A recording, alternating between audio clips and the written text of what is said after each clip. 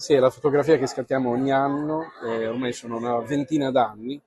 che tastiamo il polso della società, registriamo i segnali deboli delle nostre comunità e lo facciamo non solo attraverso le fonti istituzionali, che sono preziose per inquadrare il contesto in cui ci troviamo, ma direi soprattutto attraverso la nostra esperienza di ascolto,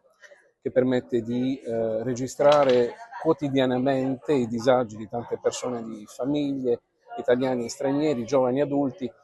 che si trovano per varie ragioni in affanno rispetto alle esigenze della vita quotidiana. Nell'incontro di oggi sono emerse tante questioni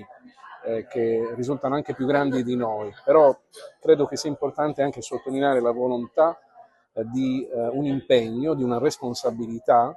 facendo tesoro di quello che è anche il tesoro delle associazioni, no? Delle realtà che sono presenti in tutto il territorio, compreso in questo territorio di Oristano, perché rappresentano una risorsa importante nella risposta alla povertà, insieme a quella doverosa e necessaria che viene dalle istituzioni. È stato detto oggi che sono più di 1000 le persone ascoltate dalla Caritas, in un territorio anche molto eterogeneo, ha ricordato il direttore della Caritas diocesana, che ha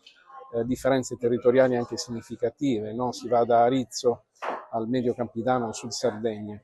e incidono, diciamo così, per una parte significativa che è sempre però la punta di un iceberg. Ecco, questo è importante. Noi non abbiamo la pretesa di dire che arriviamo laddove ci sono tutte le situazioni di disagio. Noi percepiamo una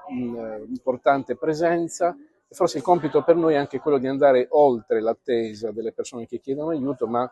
provare a cercarle anche nei territori e trovando tutte le occasioni che sono opportune e anche inopportune per dare delle risposte a chi ha bisogno.